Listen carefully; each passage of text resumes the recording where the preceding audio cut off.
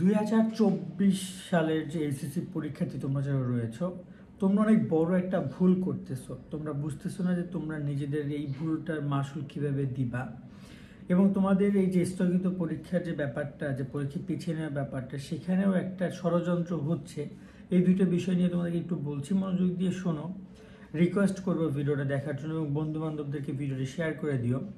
প্রথমত আগে একটু ষড়যন্ত্র নিয়ে কথা বলি। দেখো, গতকালকে কালবেলার যে আমরা পোর্টালটা চালু করেছি, পোর্টাল কিন্তু গতকাল আমরা ওটা চালু করেছি, সেখানে অলরেডি প্রায় 30-40 হাজার ভোট পড়েছে, যেখানে 80%-এর বেশি স্টুডেন্ট চাচ্ছে পরীক্ষাটা পেছানো হোক, আর হয়তো বা 20%-এর কম শিক্ষার্থী চাচ্ছে পরীক্ষাটা চলমান থাকুক। তাই এই যে 20% বা 80% এর মধ্যে কিন্তু অনেক বাহির মানে বহিরাগত ভোটারও আছে, যারা তোমাদের পরীক্ষার্থী না। ঠিক আছে, তো গতকালকে যে আমরা পোর্টালটা দেখেছিলাম, যে পোর্টে, সেখানে দেখেছি যে কয়েক ঘন্টার ব্যবধানে বিশাল একটা ব্যবধান তৈরি হচ্ছে। তো এখানে দেখা যায় যে আমার মনে হচ্ছে যে বাহির থেকে বা একটা অন্যরকম ভোট চলে আসতেছে, যেখানে নিরপেক্ষতা দরকার। এই পজিশনে কিন্তু এই বিষয়গুলো অনেক ইম্পর্টেন্ট। এটা সিদ্ধান্ত নিবে কোনো একটা বোর্ড বা মন্ত্রণালয়, এই টুকটাক বিষয়গুলো কিন্তু একটা জরিপের মতো, যেটার উপরে অনেক সময় অনেক সিদ্ধান্ত নেওয়া হয়। তো এই জায়গায় আমার মনে হচ্ছে কেন জানি ফেয়ার হচ্ছে না, আনফেয়ার হচ্ছে তোমাদের সাথে। তো এই জায়গায় ষড়যন্ত্র টুকটাক শুরু থেকে লেগেছিল। ষড়যন্ত্র বলবো না, কারণ নিষেধ বলবো না, কি বলবো জানি না। কারণ প্রথম সারির কোনো গণমাধ্যম তোমাদেরকে নিয়ে নিউজ করেনি। গতকালকে বিভিন্ন টিচাররা কথাবার্তা বলার পরে, আইমান সাদি বা বৌদ্ধ পাঠশালার যে ভাইরা আসছে, সবাই কথাবার্তা বলার পরে তার আগে দেখা যায় যে কিছু শিক্ষকদের সহযোগিতায় এটিএন এবং চ্যানেল আই দুইটা নিউজ কভার করেছে, যে দুইটার পরে মূলত কয়েকটা গণমাধ্যম একটু নড়ে চড়ে বসেছে। তার আগে কিন্তু কেউ এই ব্যাপারটা নিয়ে ওরকম কথা বলেনি।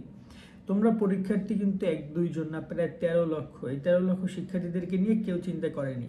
তো এই জায়গায় তোমাদেরকে নিয়ে অতটা কেউ ভাবে না, এবং এই ভাবে না বলতে ভুল হবে, ভেবেছে, কিন্তু কেন জানি মনে হচ্ছে তারা নির্দিষ্ট কোনো একটা কারণে চুপ ছিল। তারা চায়নি, যেমন ডেলি ক্যাম্পাস বা দৈনিক শিক্ষা, যারা এডুকেশনাল প্ল্যাটফর্মগুলো যেগুলো রয়েছে, আমরা তো তোমাদেরকে নিয়ে এসে শুরু থেকেই কাজ করছি।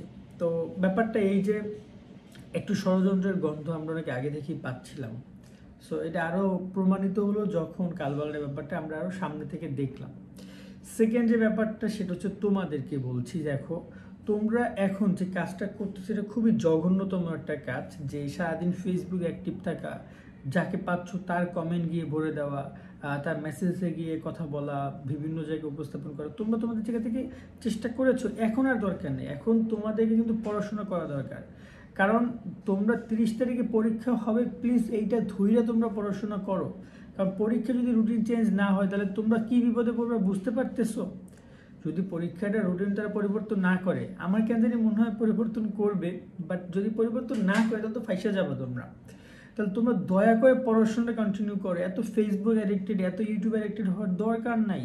পড়াশোনাটা কন্টিনিউ করো, আমাদের ভিডিও দেখা দরকার নাই। যদি পরীক্ষা স্থগিত করে, যদি পরীক্ষা না করে, তুমি দিনে 1-2 বার ঢুকে দেখো, টুকটাক আপডেট নাও। বাট অত বেশি সারাক্ষণ ফেসবুকে ইউটিউবে থাকার দরকার নাই, গ্রুপে অ্যাক্টিভ থাকার দরকার নাই, পোস্ট দেওয়ার সাথে সাথে লাইক কমেন্ট শেয়ারের বর্ণনা করার দরকার নাই। যথেষ্ট করেছো কয়টা দিন, এখন মাত্র 4-5 দিন বাকি।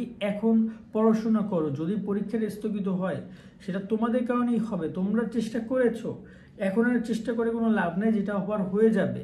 কিন্তু এখন তোমাদেরকে যেটা করতে হবে, সেটা হচ্ছে যে মানে তোমাদেরকে পড়াশোনার মধ্যে থাকতে হবে। তোমরা একটু মানে কম ফেসবুক বা ইউটিউব অ্যাডিক্টেড হয়, এটা আমি তোমাদেরকে রিকোয়েস্ট করব। কারণ এটার ফলটা তোমাকেই দিতে হবে, মাসুলটা তোমাকেই দিতে হবে। সো দয়া করে এই জিনিসটা তোমরা এখন আর কেউ করো না। একটু ফেসবুকে একটু পোস্ট কমাই দাও, গ্রুপে একটু চেক করা বন্ধ করো। স্থগিত হইলে, এক্সাম যদি পিছিয়ে যায়, সেটা তোমাকে আমরা জানাবো, বন্ধু বান্ধব জানাবে। 1-2 বার চেক করলে না, প্রত্যেক ঘন্টায় ঘন্টা চেক করার দরকার নেই। আমরা তোমাদেরকে নিয়ে ভিডিও করতে অতটা আগ্রহী না। আমি চাই যে তোমরা পড়াশোনা করো, কিন্তু তোমরা আমাদের কমেন্ট বক্স ফাটায় ফেলো, ভাইয়া কি আপডেট রয়েছে, কি আপডেট রয়েছে আমাদেরকে জানান। যার কারণে আমাদের ভিডিও এক্সট্রা করতে হচ্ছে। আর নয়তো এই বিষয়টা নিয়ে বারবার না, 1-2টা ভিডিও করলেই না, যে কি হচ্ছিল আর বর্তমানে কি হচ্ছে। ঠিক আছে, কিন্তু প্রতিদিন অনেকগুলো ভিডিও করা হচ্ছে, আমার নিজের কাছেও খারাপ লাগতেছে যে তোমরা এত গুরুত্বপূর্ণ টাইম নিয়ে চলছো, তোমাদের সময়গুলো আমরা নষ্ট করছি। সো তোমাদের কাছে রিকোয়েস্ট করব যে এই ষড়যন্ত্র আসলে তোমাদের ক্ষতিটা তোমাদেরই হচ্ছে, তোমরা আর নিজেদেরকে নিজের ক্ষতি করো না। যেটা সত্য কথা, বাংলাদেশের যে শিক্ষা ব্যবস্থা সেখানে তোমরা হয়তো ভবিষ্যতে একটা বড় পর্যায়ে যাবা, তোমরা এই জিনিসগুলো শিখবা, দেখো তোমরা দেখেই যাচ্ছ, হয়তো পরবর্তীতে তোমাদেরকে কিছু একটা করতে হবে এবং এই জায়গা থেকে শিখে নিয়ে সামনে যদি এরকম কোনো কিছু না হয় সেই জিনিসটা তোমাদের মাথায় রাখতে হবে। সো আজকের মতো আমরা এখানে বিদায় নিচ্ছি, সকলে অনেক অনেক ভালো থাকো। ফেসবুক ইউটিউবে একটু চালানো বন্ধ করে রিকোয়েস্ট করি তোমাদেরকে, কেমন? আল্লাহ হাফেজ।